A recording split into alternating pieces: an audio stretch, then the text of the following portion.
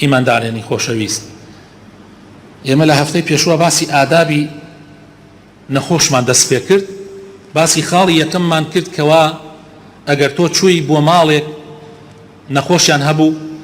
ئەبێ ئەوە نەدانشی کە پێویست بێ، یعنی دەدەقە چارەکێک کەمتر ئەگەر پێویستی کرد، نەڕۆی دانشی دەمەتەقێ دەست پێ بکەی، نەڕۆی دانشی سعات و 2 سعات ئازاری ئەو نەخۆشە بدەیت، چونکە ئەو نەخۆشە پێویستی بە ئیسراحەتە، پێویستی بە هەڵسوکەوتە، تۆ نابێت ببیتە سەبەبی ئەوەی کەوا ئیسراحەت لەو ماڵەتێک بدەیت، ئیلا مەگەر نەخۆشەکە خۆی زۆر ئیلحاح بکە و پێویستی بە تۆ بێ، ئەویش هەر ماوەی جارێک هەوڵدە داوا بکە بڵێ ئیزم بدەن با بڕۆم، چونکە لەوانەیە ئەوە نە پێویستی پێدە دەدەقەت و نەک سعاتێک 2 سعات دانشی. خاڵی دووەم خۆشەویستەکانم، پێغەمبەری خوا صلی الله علیه وسلم کاتێک چووە بۆ لای نەخۆش پرسیاری حاڵی کردە، پرسیاری حاڵی نەخۆشەکەی کردووە، فەرمێتی حاڵت چۆنە؟ کابرای نەخۆشیش وتێتی الحەمدولله یان وتێتی مەسەلەن ئازارم هەیە، پێغەمبەری خوا صلی الله علیه وسلم فەرمێتی لا بەئسە طهور إن شاء الله، إن شاء الله ئەمە ئەبێتە کەفارەتی گوناحەکانت، خوای تعالی ئەم نەخۆشیە کاتە کەفارەتی گوناحەکانت، قسەی باشی بۆ بکە، نەسیحەتی بکە، ئامۆژگاری بکە، دڵی بەرەوە، باسی ئەوەنەی کە مەجالت هەیە و ئەوەنەیش کە ئەو گوێ ئەگرێ باسی خەڵکی تری بۆ بکە نەخۆش بوون و الحەمدولله ئیسە چاک بوون، خەڵکانێک هەبوون دکتۆر پیانی و تۆ بڕۆن ئیتر ئەمە زۆری نەماوە، بەڵام چەندین ساڵە ئەژێن و الحەمدولله خوای تعالی ڕەحمی پیان کردو، بۆیە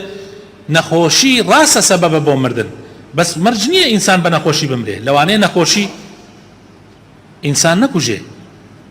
وخوای تعالی شیفای بدا و نەجاتیشی ببێ، هیچ نەخۆشیەکیش نییە چارەسەری نەبێ، هیچ نەخۆشیەک نییە شیفای نەبێ ئیلا مردن نەبێ. پێغەمبەر فەرمێ صلی الله علیه وسلم ئەمجا دوعای خێری بۆ بکەی، ئەو دوعایانە کە لە سونەتی پێغەمبەر هاتووە، پێغەمبەری خوا صلی الله علیه وسلم دەستی خستۆتە سەر شوێنی ئازاری نەخۆشەکە، یان دەست بخەیتە سەر سەری دوعای بۆ بکەی، بڵێ ئەگەر بۆت کرا و زانیت ئەم دوعایە بخوێنی بە کوردی بەیان بە عەرەبی، بڵێ اللهم رب البأس اذهب البأس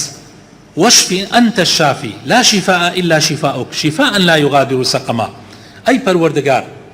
أي أو پروردگاری کە تۆ پروردگاری هەموو شتێکی، حتى پروردگاری ئەم نەخۆشیەیەکیش، یا ربی خوایە شیفای ئەم نەخۆشە بدەیت، شیفایەک کە هیچ ئازار و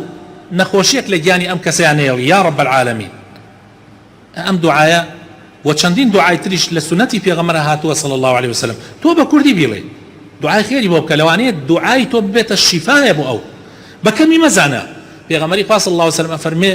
دوعای ئیماندار بۆ برای ئیمانداری گیراوە بە تایبەتی لە پاشە ملە،